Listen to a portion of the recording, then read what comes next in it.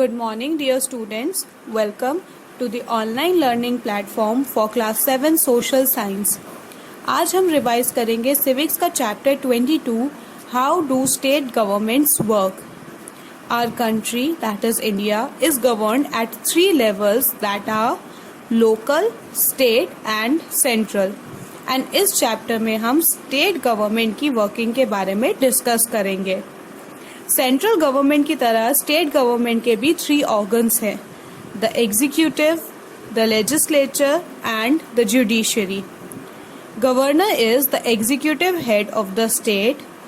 The state legislature is composed of the Legislative Assembly or the Vidhan Sabha and the Legislative Council or the Vidhan Parishad. The High Court heads the state judiciary.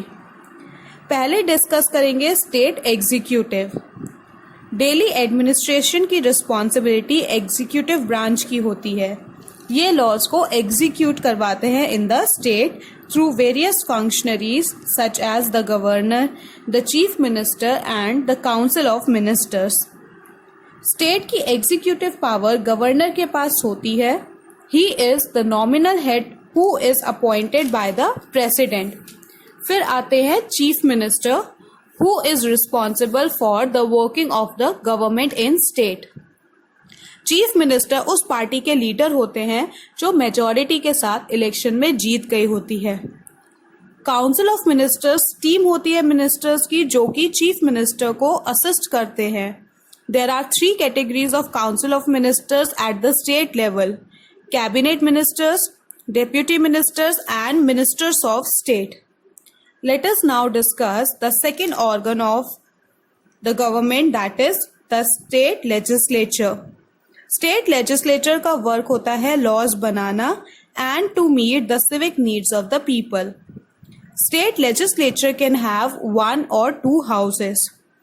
Legislatures जहाँ सिर्फ 1 house होता है, that is विधान सभा और legislative assembly, उसे हम unicameral legislature कहते हैं. यूनि यानी कि 1. And legislatures with 2 houses, that is Vidhan Sabha and Vidhan Parishad, are called bicameral legislature.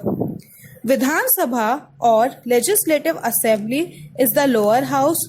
इसके रिप्रेजेंटेटिव पीपल डायरेक्टली चूज करते हैं and they are known as MLAs यानी कि members of legislative assembly. Vidhan Parishad और legislative council is the upper house.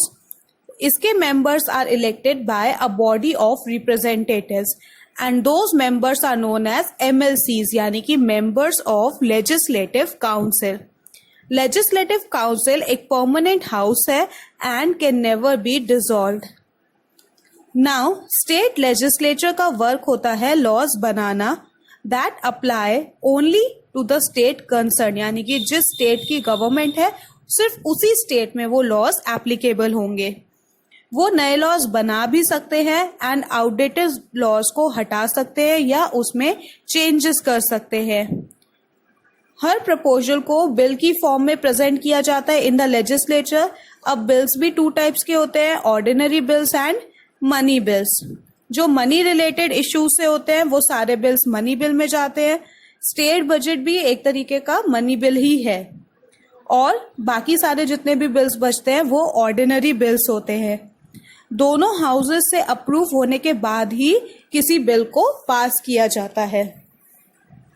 So this was chapter 22 how do state governments work. In case of any confusion और doubt please ask. Thank you for today and have a nice day.